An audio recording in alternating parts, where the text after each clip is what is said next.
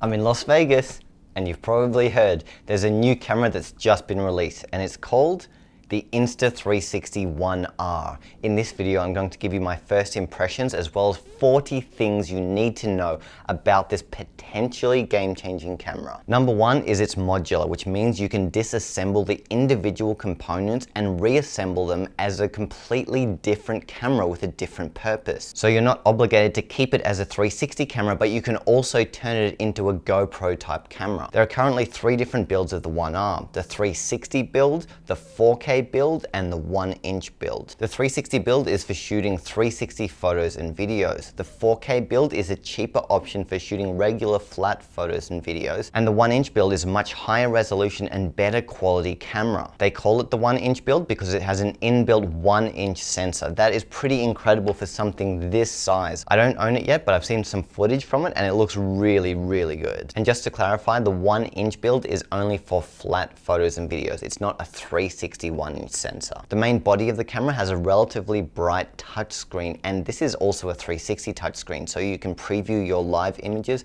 as well as your recorded images in 360 and pan all the way around with your finger. So the way it works is you connect the body bit to the lens bit, and the bottom red bit is the battery. And if you take that out, the camera won't work. At first, I thought this was just to connect the two together, but actually this is a battery, and that means you can have lots of batteries on hand, and they also have an extended battery that is double the size of this one. That's pretty cool. I've never seen a 360 camera with different sizes of battery, because hypothetically, you could make this 3 or 4 or 5 times as long and it will still be in the blind spot of the 360 camera. So I think that is potentially a really good feature. By the way, without the battery, you can't use these two on their own. You can't take them apart and use this, and you can't use this on its own. There's no battery in either of them. Now you're probably wondering how they achieve those really cool drone effects from their teaser videos. Well, here's how. They use one 360 camera on the top, they use one 360 camera on the bottom of a drone, and there's this special drone mount they've used to hold them together in place at the exact right angle, and then they've stitched the footage together later to totally eliminate the drone, creating those mesmerizing effects. I even saw a mock-up design for using the 1R as a stereoscopic VR 180 camera.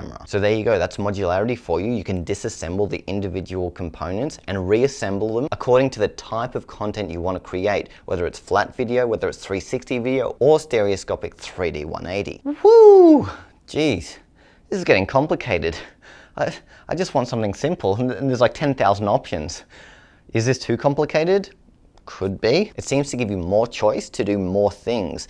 Is it too many things? Probably, but better too much than too little, right? Another good feature is the camera comes with protective lenses for all 3 builds of the camera. Just clip them onto the camera cage and you are ready to go. To be honest, I found this to be a bit clunky when you're trying to change lenses and you only have 60 seconds to do so. It doesn't always come apart easily, and I found myself with sore fingers trying to do it quickly. Now let's get to the specs, and the 1R has the same specs as the Insta360 1X. They haven't even gone up 1 pixel with their 360 build of the camera. Yes, I know we were all expecting it, but they haven't done it. They focused on improving other features of the camera over resolution. And to be honest with you, I think there are enough improvements with other things that this isn't as important. And I've noticed the photos and videos are slightly better quality anyway over the 1X. Here are the specs. In 360 mode, you'll notice they're basically the same with their resolutions and frame rates, but what stands out to me is with the 1-inch edition, they're offering 5.3K video from an action camera. This has never been done before. This is the first time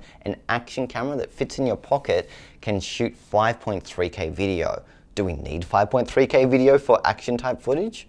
I don't know, probably not, but you've got it if you want it. By the way, the 1R is waterproof straight out of the box with all 3 builds. You still will need to use some kind of underwater housing to get your footage to stitch properly, but at least it'll be water resistant now. If you're out shooting in the rain or putting your camera near the water, you don't need to worry about it being ruined. It also has a USB-C mic adapter if you want to attach an external mic, a lapel, or any kind of sound recording device. This is really cool, and it makes me think, why hasn't someone done this before? before. It seems so simple. Just have a USB-C mic adapter and plug it into the camera, and there you go. You've got properly recorded sound. The One R also has voice control, and if you want to control it in another way, it connects to Apple Watches, as well as having a GPS smart remote that you can click and it will start recording. Depending on the type of build of the One R you want to buy, it will come at a few different price points. The cheapest one is the 4K build, then the 360 build, then the 1-inch build. And of course, they package them together and individually, and there's like 1,000 packages on the website, so you'll need to spend a bit of time figuring out exactly whatever it is that you need. Regardless though, it seems you can get around 2 different builds of this camera for under $500, and I think that's a very reasonable price. Now let's talk about the photos, the videos, and the image quality. And it's still really early days with the One R. It was literally released today,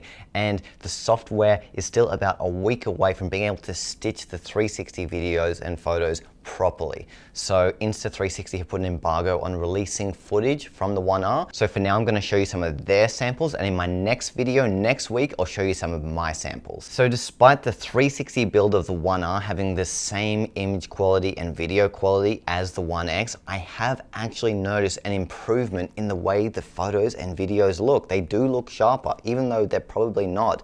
The dynamic range is better, and overall I've been getting sharper looking images and videos from the One R. Because sharpness doesn't always come purely from an increase in resolution. Sometimes it comes from an improvement in dynamic range, so you can see more detail in the shadow and the highlight areas. It can also mean less noise and motion blur, so you can see the details that should have been there to begin with, but because the camera wasn't set exactly perfectly, you're getting those kinds of issues. Well, I've noticed with the One R, a lot of those things have been fixed in the camera, and that's why the exact same specs are looking better. Firstly, I've noticed a drastic improvement in the raw quality of the camera. It shoots really good raw. I've been editing it and getting some really impressive results with it. I don't know if it's quite on the level of the Theta Z1, but it's getting close. Now get this, the One R has HDR raw bracketing with 9 photos. That's like 9 extremely high quality raw photos blended together into one really impressive photo with good dynamic range. Normally with most cameras, inbuilt HDR would mean 3 photos and that's it, whereas they've gone up to 9. I mean, you can change so many settings within this camera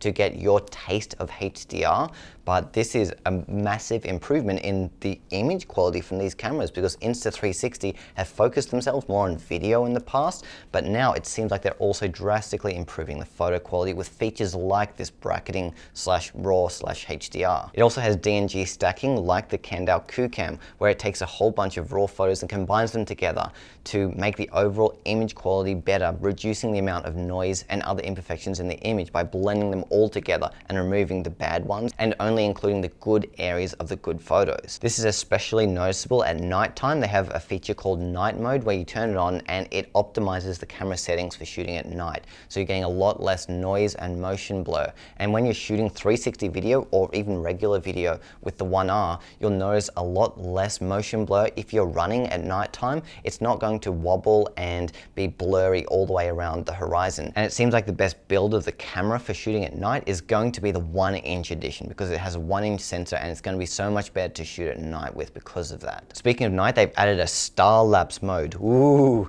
have you ever seen one of those time lapses at nighttime where the stars move around magically like they're shooting stars? Well, you can do that with the One R. I haven't used it yet, but I've seen a sample and that looks amazing, so I'm definitely going to try that out as soon as I can. Moving on to video features, and it seems like they have been working on their stabilization. It's always been really good with the One X, but it seems to be slightly better with the One R. They're also bringing over a few recent updates to the One X to the One R, like Color Plus, which boosts the saturation, as well as HDR video. They've also now added H.265 compression to the 360 videos, and that means they're going to be sharper than their previous videos because it's a better type of compression that results in better image quality and sharper videos. They've added this cool motion detect feature, which can basically tell where the person is in the frame and orient the type of video you're shooting or the type of effect you're going for towards the person. No more spending hours manually keyframing where you are if you're doing a bullet time and having to turn the screen.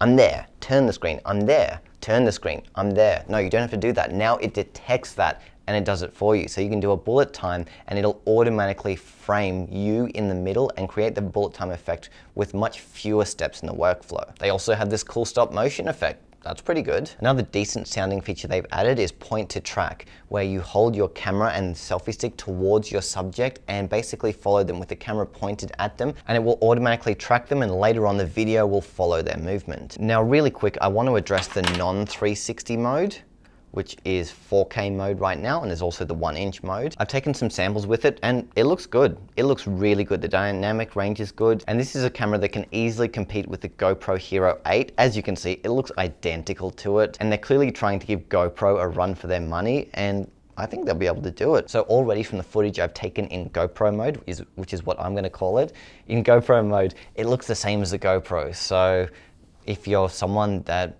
likes shooting regular video as well as 360 video, this will mean you can have two cameras in one. So if that's something that excites you, then there you go. It's got it. I found the stabilization in non-360 mode to be extremely impressive. I can shake the camera around like crazy and you see almost no shake. So this is going to be a camera that is also going to be a really good option for extreme sports or any type of action camera type situation. Something else I noticed is when built like this, it can shoot in 200 frames per second. That is like ultra slow motion. So if you like slow-mo, then this is going to be a good camera for that. Now really quickly, I want to cover the app. The first thing I noticed when I was using the app is it has a live histogram, which shows you your shadows and your highlights and the balance of your images and videos straight away. That's going to be a really good feature because sometimes when you're shooting in bright sunlight, you can't always see if your images are overexposed, whereas the histogram helps you with that. It tells you, hey buddy, turn down your ISO. It also has lots of manual control in the app for all modes. You can set your exposure within 1/3 of a stop using so many different variables. For me, what impresses me the most is the HDR mode and the amount of control you can have when bracketing your photos. It also has background download and no transfer editing, which means you can use your phone and go off and do other things while your footage is downloading. That's something that has always annoyed me about all 360 cameras is I can't use my phone while I'm waiting 10 minutes for my footage to download. It's kind of limiting. I like doing stuff outside of just watching the loading bar go from 0 to 100. It also has some cool editing features like auto editing, where it helps you take several different shots from your 360 video and turn them into a sequence of locked off 16:9 shots that play one after another. It's got a few other AI focused editing features such as auto frame and auto time shift, which basically helps you get the cool effects you may have already been getting with the 1X, but much faster and easier, and it just picks it up a lot faster. Another good one is deep track. If you want to track a subject and they go in and out of the shot, say they're covered by a tree or a wall, but then they come back into frame, it will keep the movement smooth and focus on them even with visual distractions in the way. The final thing to know is, do we really need this? A GoPro/360 camera, is it necessary? Well, at first, when I heard about the 1R, I thought, hell no, what a stupid idea. It just didn't make sense to me why they weren't going for a pure spec upgrade and they were trying to make some fancy camera with 1,000 different uses. But then I actually used it and saw some of the awesome stuff it could do, as well as the improved video and image quality I was getting over the 1X and over some of my other point and shoot 360 cameras, and now I'm actually really excited about using this. Yes, there are way too many features and I'm not even going to use 1/3 of them, but for the 1/3 of them that I do use, I'm going to get a lot of value from and shoot some really good 360 photo and video content. Look, I may even use this as a vlogging camera while I'm traveling. I think this could be a really good option for shooting locked off 16:9 video at 4K or even 5.3K with the 1-inch build. So I guess maybe I would call the 1R the 360 camera for minimalists who don't want to take around 10 cameras while they're traveling and going about their day. You just want one and you just want to replace a single unit. It's still early days, so who knows what the future holds for the 1R. What do you think? Let me know down in the comments. Is this going to be a useful camera for you, or is it overkill? Is there just way too many features? Actually, I'm going to call this the 360 camera for content creators on steroids who want to shoot a million different things in a million different ways. This is the right camera. And if your main focus is social media type content, then you will not be disappointed by the 1R. I'll put a link to the 1R down there so you can check it out for yourself on the Insta360 website. And I'm extremely late for CES, so I better get moving. Later.